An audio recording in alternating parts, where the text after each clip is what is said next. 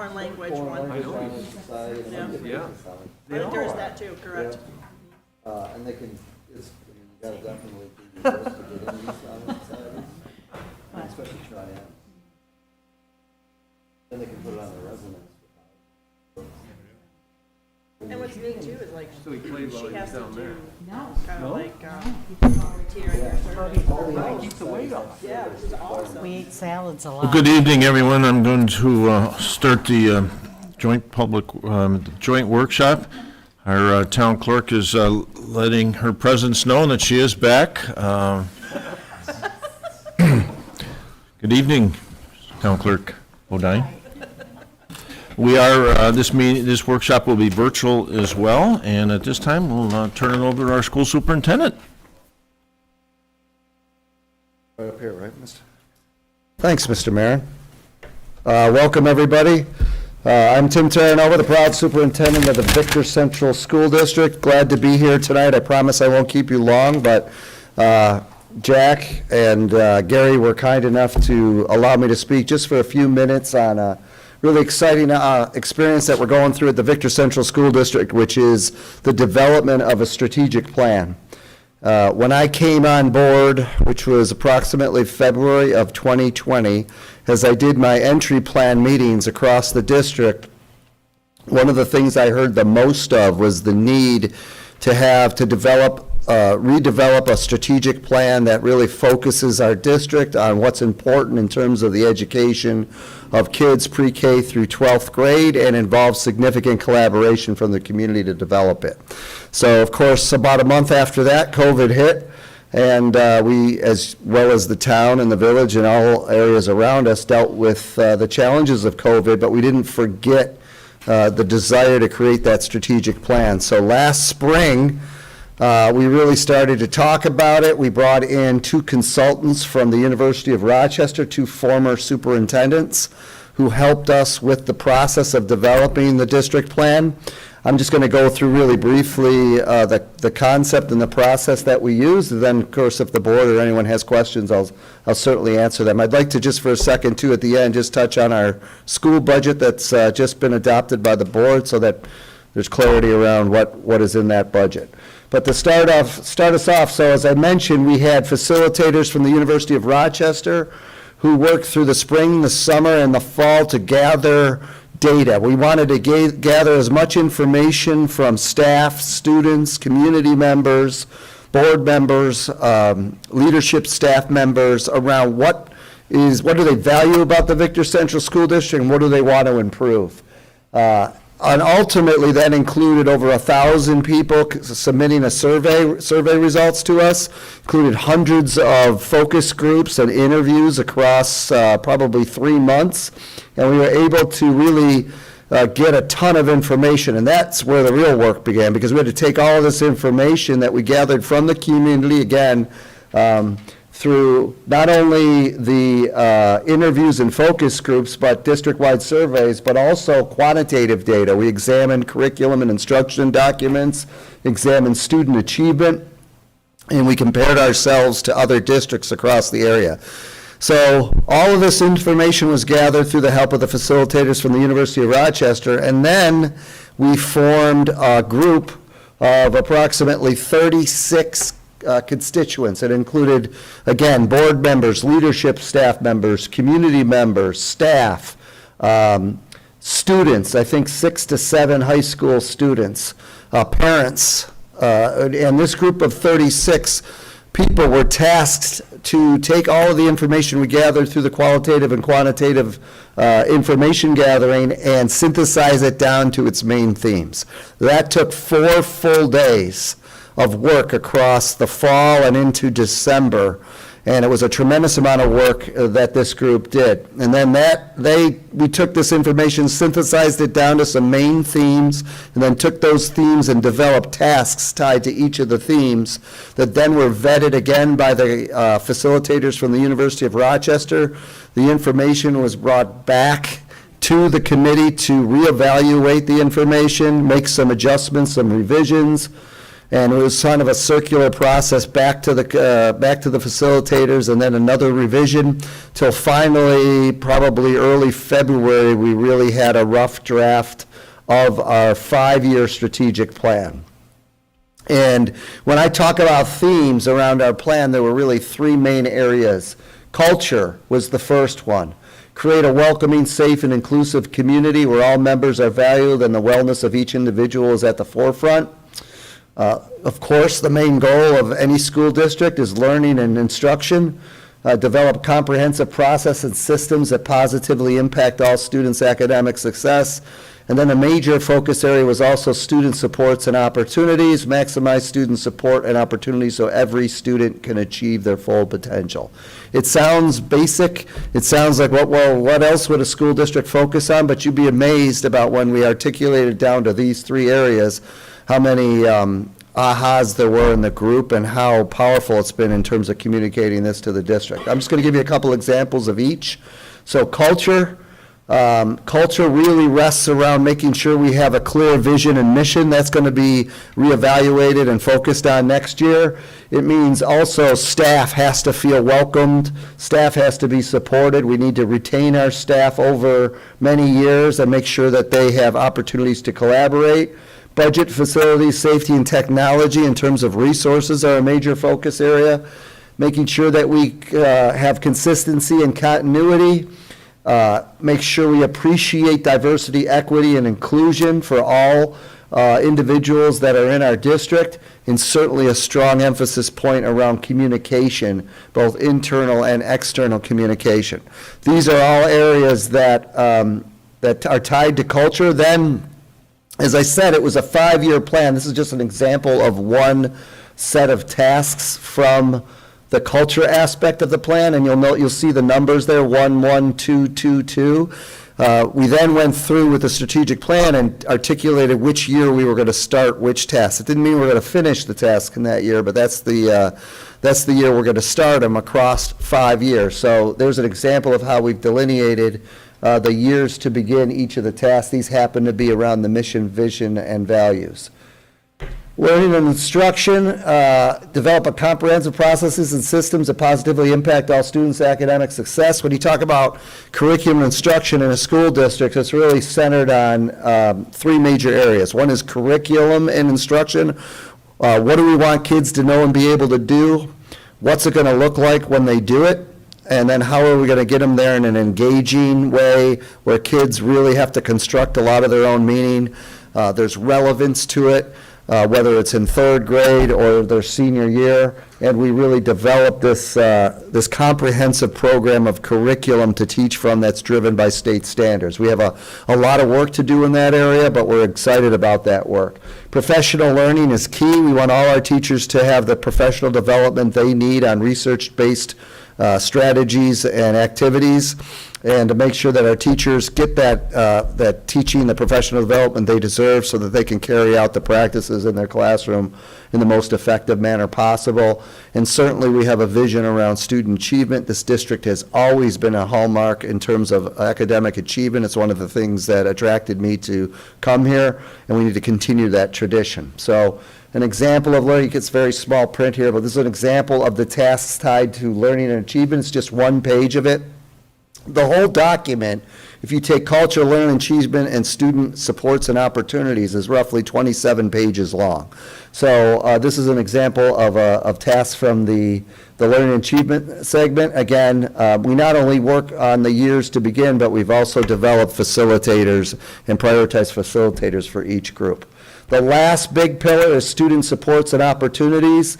It includes special education, overall student services, which is really tied mostly to general ed. That's general ed situations where we want to really support our general ed students, sometimes with smaller groupings and work, and as well as some of our subgroups like ELL. And it also involves a big focus area now, especially since the pandemic, which is social emotional learning support. And then we didn't want to forget other supports and services, including enrichment and accelerated opportunities for kids. But one of the big pieces to this is special education. It's one of the areas that we really have to emphasize. Here's an example of the special education tasks. If you notice this, there's, let's see, 1, 2, 3, 4, 5, 6, 7 tasks tied to special ed. They all start year one. We don't have time to waste with trying to really push the envelope and do the best things around special education services for our kids.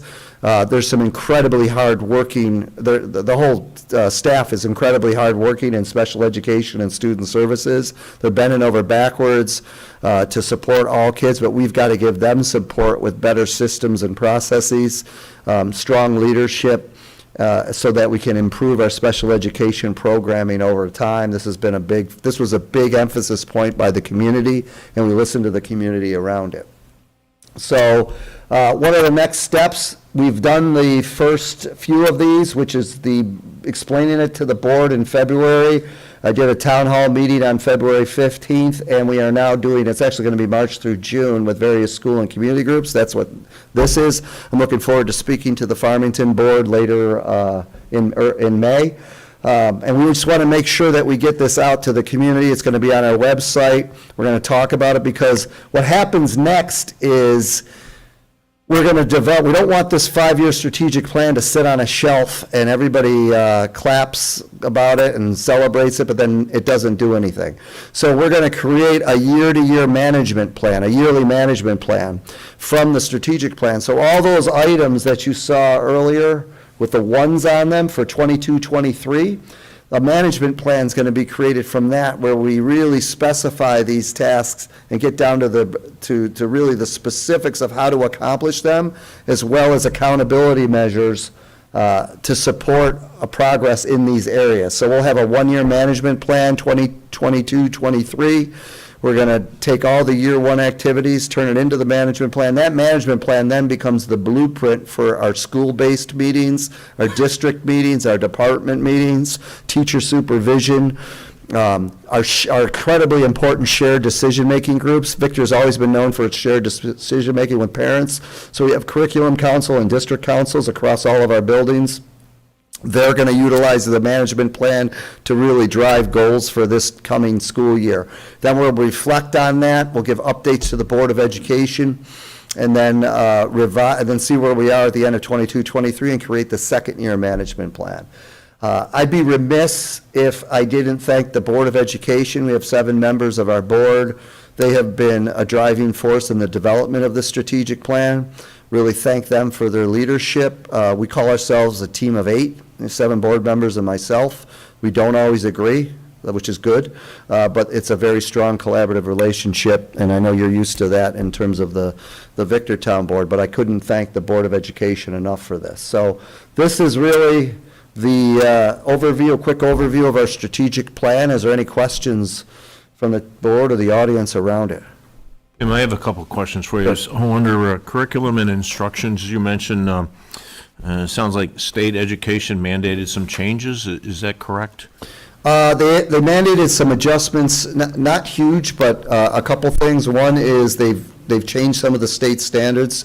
They're called the next generation standards. So, and they've been really adjusted over a couple years to really try to get more relevant learning experiences for our kids. So we have to take a deep dive into that and really focus on what the state is expecting, especially in their end of schooling assessments like Regents exams and the exams in high school, because we have to make sure that we match our instruction at the level of rigor that those exams will be at.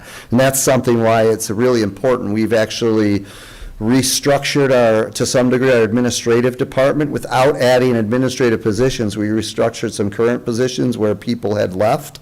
And so now we have we have an assistant superintendent position open for special education, as well as an assistant superintendent opening in instruction. That's going to create a stronger superintendent's cabinet. But again, we did that without adding administrative staff. We restructured it. But the purpose of those, one of the goals of those assistant superintendent's positions is to really dig into the state mandates and the state standards. The other piece that was added, let me see if I can find it here. Let's see. Here we go. There's also a focus from the state around diversity, equity, and inclusion. Making sure that everybody is treated with empathy, we understand people's perspectives, where they come from, what their background is. So we need to dig into that as well and make sure the community is involved in that process, which is another thing that we really want to emphasize. Whatever curriculum we develop, A, it needs to be based upon the state standards and the expectations, but B, it needs to have tremendous input and collaboration, not just from the staff, but we need to be transparent with the community of what we're teaching kids. So those are two areas that I know the state has been focused on in terms of some changes. Well, you made a significant focus on special education, and that it needs to start in year one.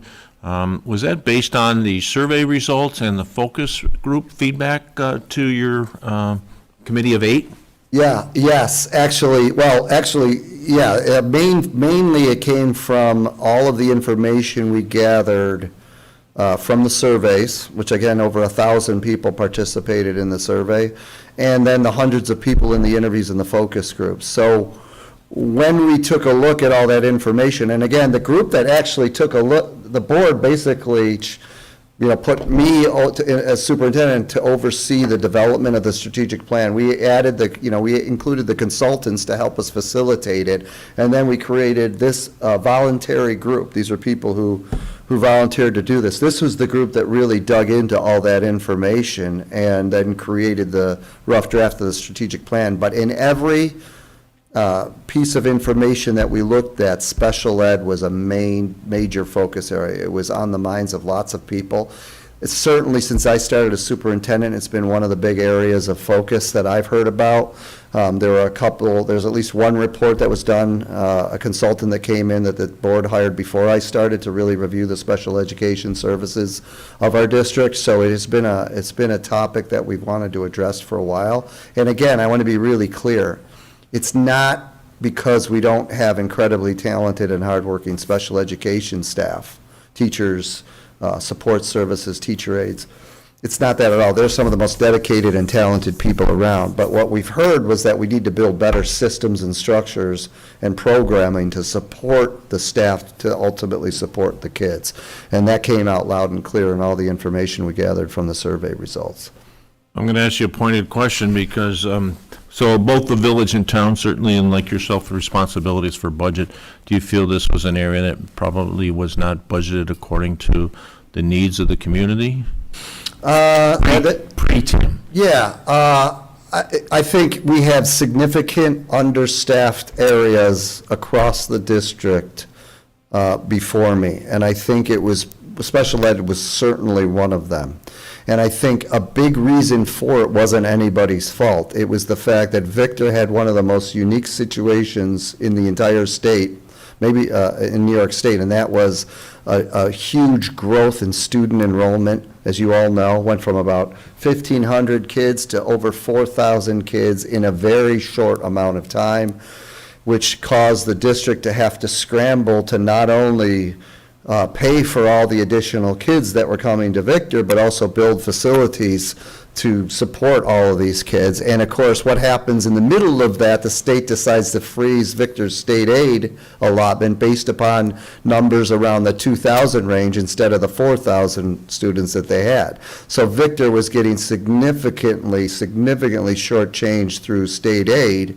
And as they had a really exploding student population, it caused tax rates to plummet, which in some instances was positive, but the problem was it also caused a lack of funding, a lack of revenue, which then caused significant understaffed areas across the entire district, including special education. So what we're trying to do now, and this is where it gets into my brief comments about the budget, we're trying to right-size many of our staffing areas to support the number of kids that we have in our district without, and I say this carefully, without basically very clearly, without breaking the backs of our taxpayers, because we know that there are tough times out there for everybody. So what's been the advantage has been two major advantages. One is this community came out in force 2 years ago and exceeded the tax cap for the school budget with a 60%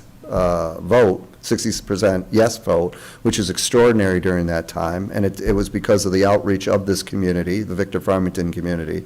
And then the state, because of significant advocacy from all sorts of people, including our Board of Education, including the towns and the villages, finally rectified the state aid issue and is now giving us a much higher percentage of our state aid. They're still not giving us 100% of what we're supposed to get, but they're giving us a much closer number to 100% than they were, and that's just been a game changer for us.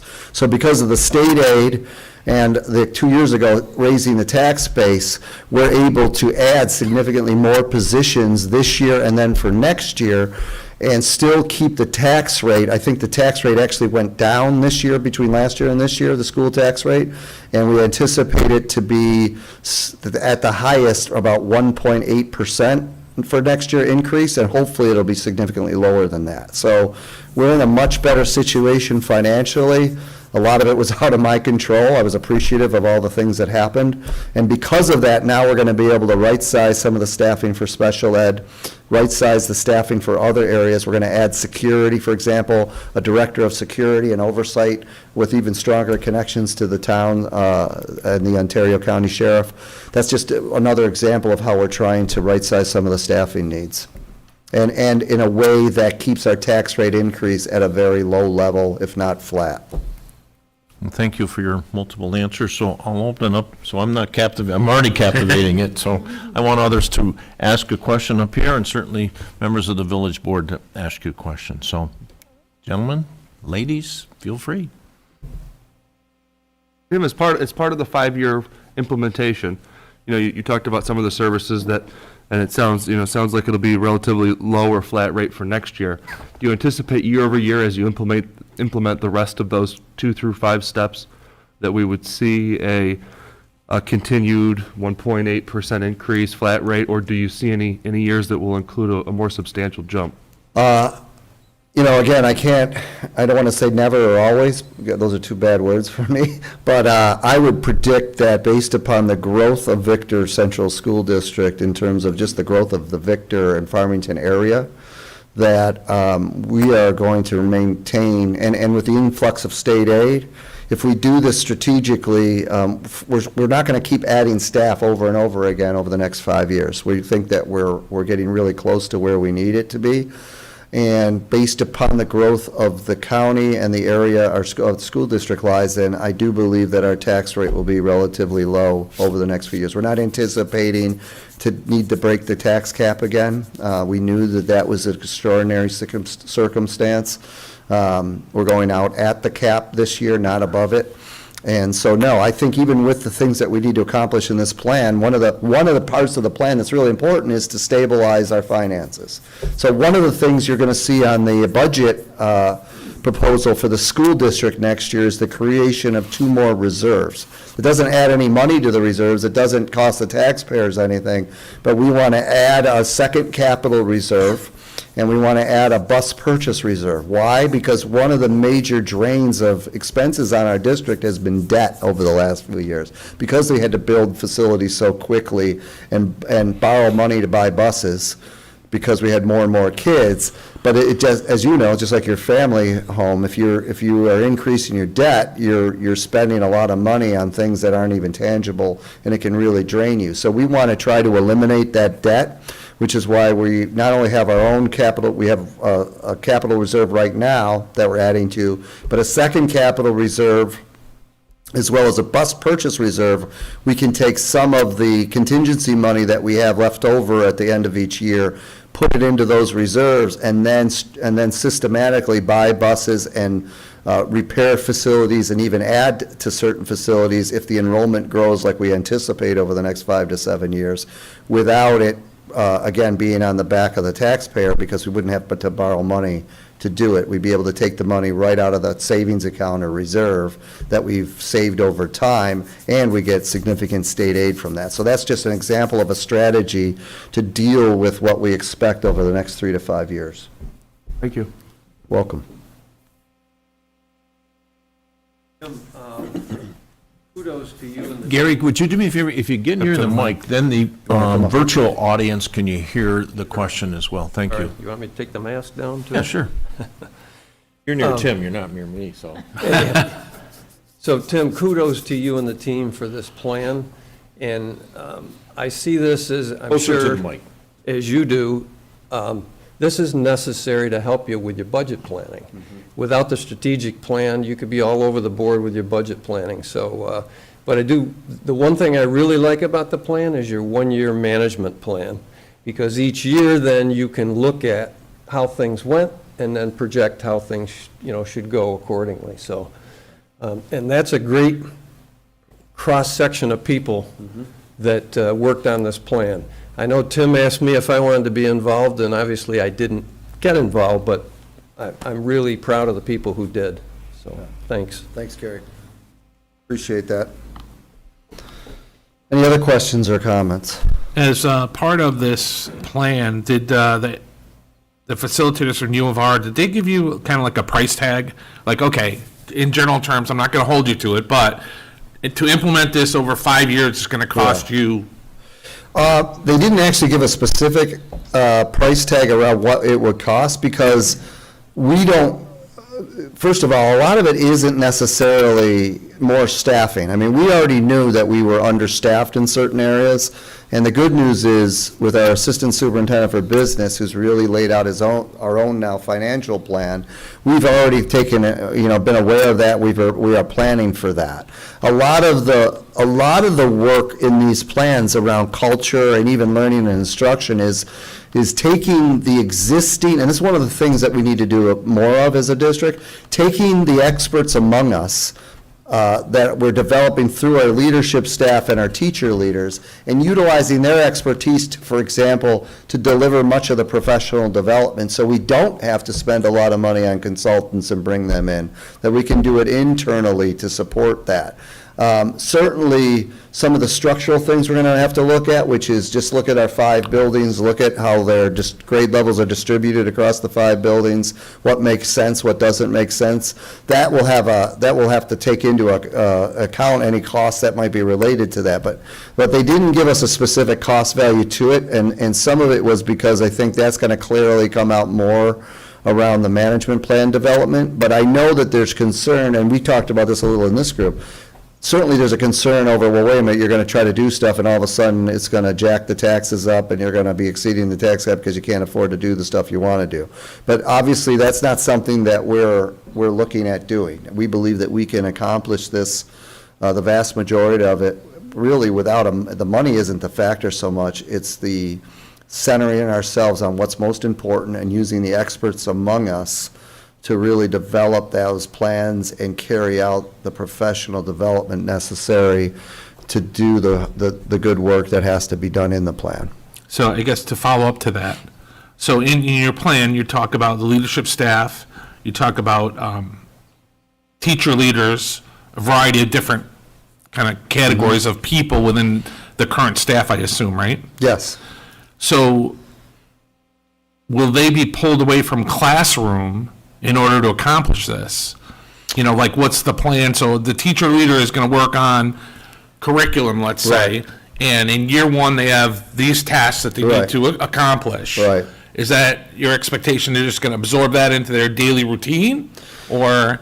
Well, again, so typically with these types of things is we don't want to be taking teachers out of the classroom at a greater rate than we currently are. And part of this is some great work that we're working on, with the unions and how to structure time during the day.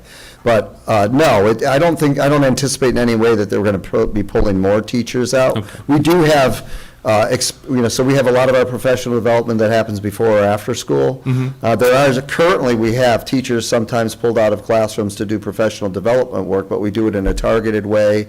Typically, there's smaller groups.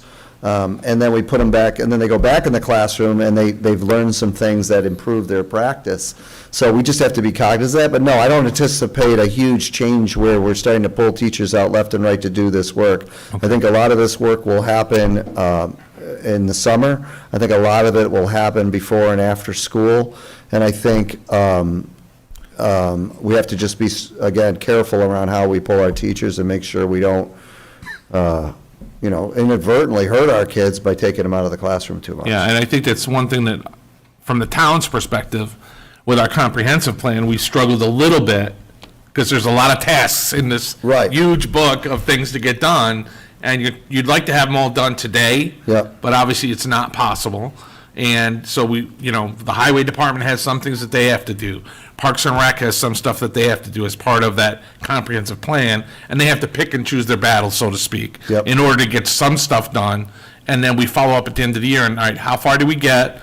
What's next year's to your one-year plan? And then say, okay, well, we didn't get this done this year, and now that becomes a priority for, beginning of year 2 or whatever it might be. So, from experience, we have a comprehensive plan. We'd like to have all the things in the comp plan done, but Right. it just doesn't happen that way, so. No, and I think it's going to be very similar with us. Yeah.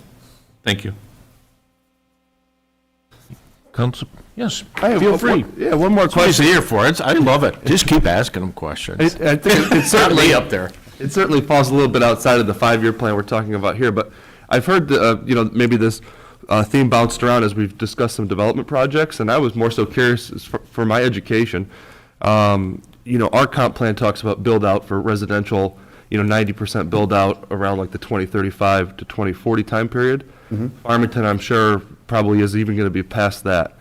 How does the school, I guess, plan for that? So, for example, we look at a new development that's before the town and being discussed now as far as a new high-density residential neighborhood that I assume will attract young families with children, like 93 homes or so, and Farmington certainly is experiencing an exponential amount of those types of developments. So, I guess 2 parts. How does the school board plan for that? How far out do they look? And then is our, single facility in the long-term plan, or is there something different that we look at 20 years from now?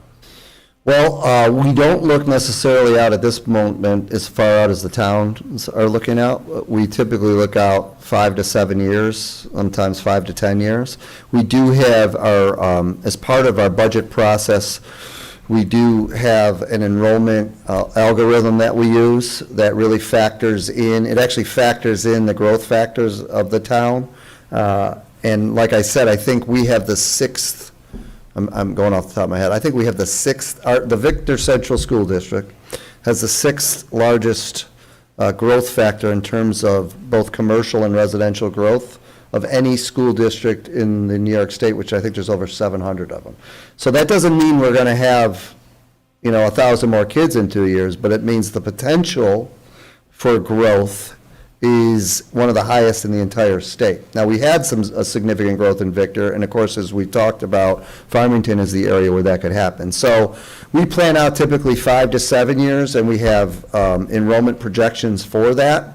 That is really why, though, going back to my original point, why the capital reserve is so important, because we're going to need to put money in that capital reserve over the next 2 to 4 years so that we can, A, do our repairs, because as you know, anytime you build something, you have to repair it after a few years. So we need to make sure we have a 5 to 7 year facilities plan to really look at what repairs need to happen. And then we also have to be money put away for areas where, because we have multiple buildings that we can build on to add classrooms if we need to. And we're looking at, again, we're always looking at land purchases if it was, doable and if it was efficient for the taxpayer and for the district. But mostly we feel like, with the capital reserve, that we will be able to have funds to build onto some existing buildings if we need to, as well as repair the facilities that are necessary. What's interesting is the last 3 to 5 years, our enrollment's really been flat, despite the growth factor in that town. And so one of the other things we're experimenting with is doing more in-depth census report, not to give people more mail to look at and more things to fill out, but really getting a little bit more information from our community members around the family size, how many kids they have, and so that we can have a better understanding of the census numbers to expect. And what happens in Victor and Farmington, as you know, is it's not always new families that move into some of these homes. Sometimes it's families with 10-year-old, 12-year-old, 14-year-old kids, because it's not necessarily a starter home for some people, it's the next home, and that always, we have to keep an eye on that, because you might get a increase in the 8th grade, where you don't get an increase at the elementary levels. But we're definitely looking at it, not necessarily 20 years out, more like 5 to 7 years, and we do have to keep a close eye on that because of the growth of our community. Thank you. Welcome. One of the things that I think is unique about Victor is the fact that it's a centralized campus. It's beautiful, You have yeah. all the schools in one spot. Would your, just off the cuff, intent be to keep that? Yes.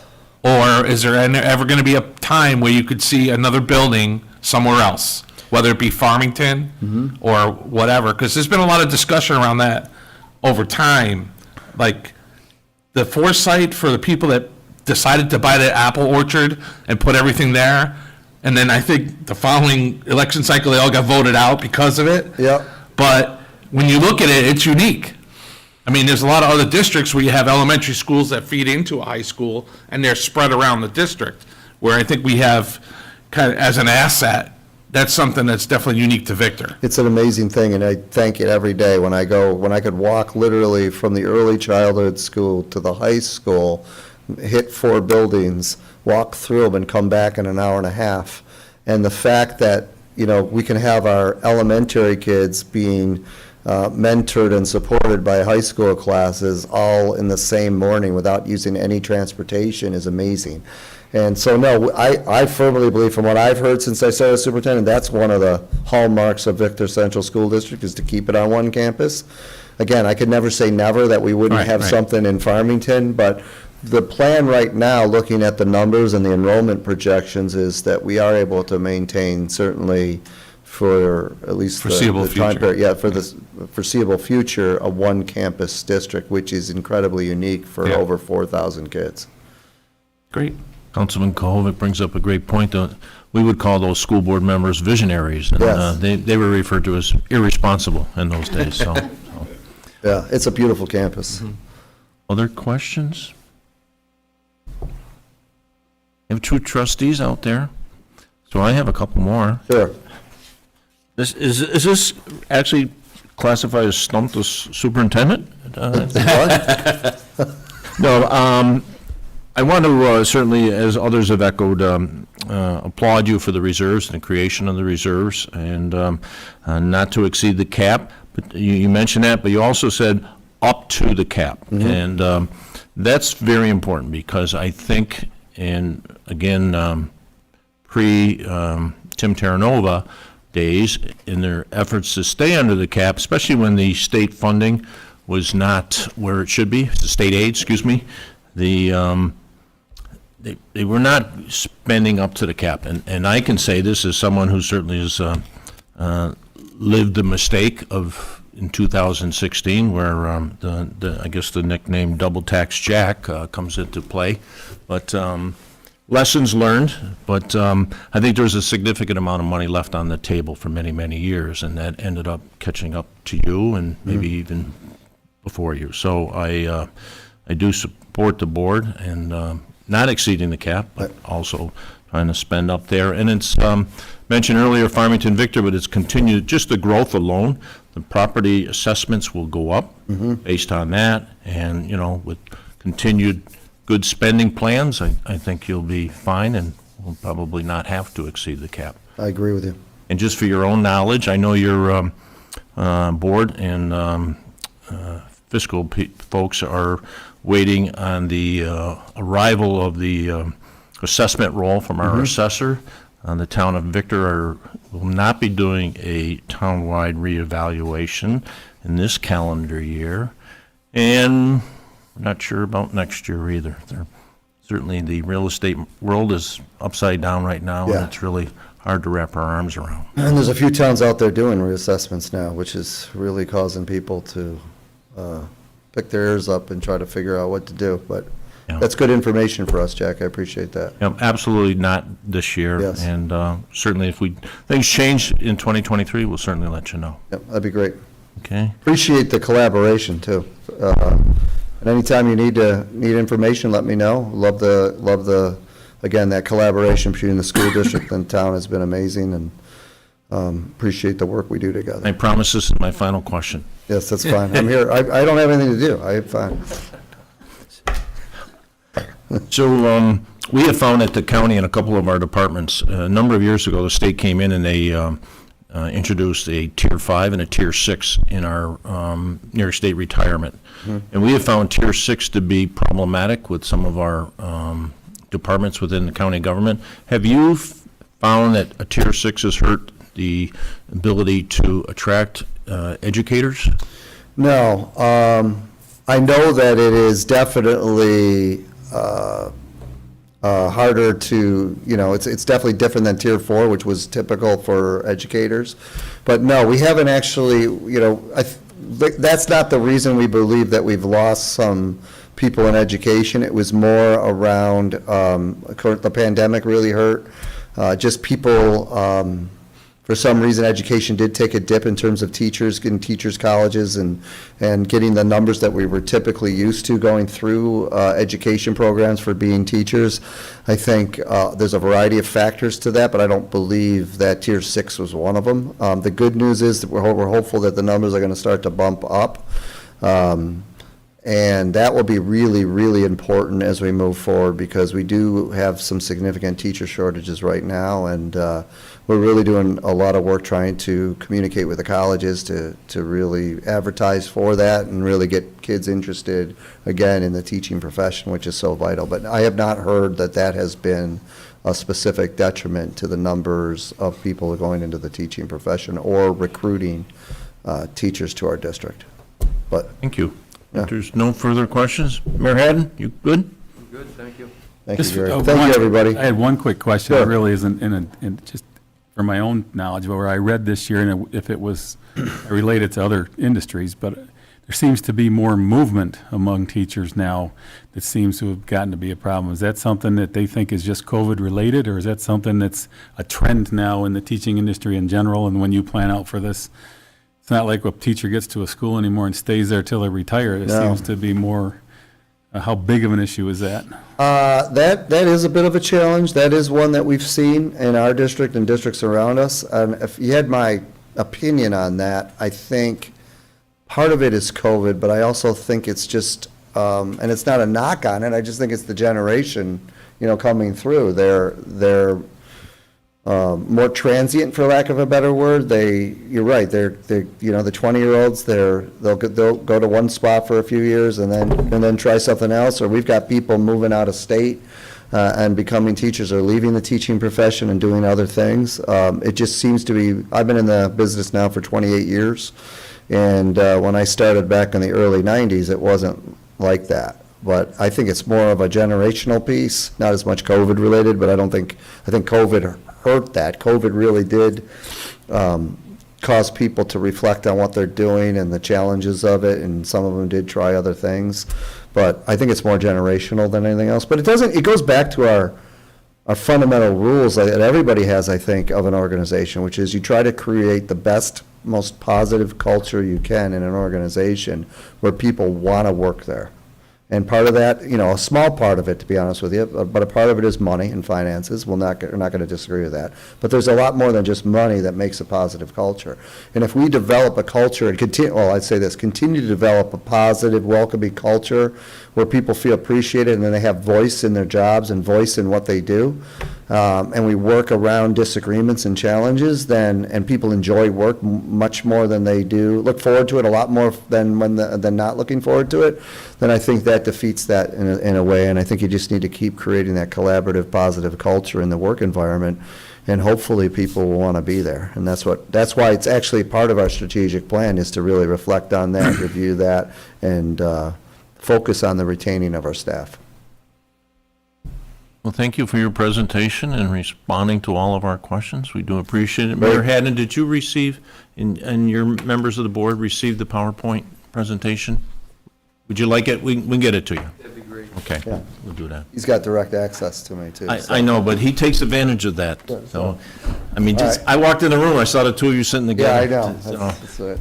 All right, thank you so much. Really appreciate it. Thank you. I take a motion to end the joint meeting then. So moved. Second.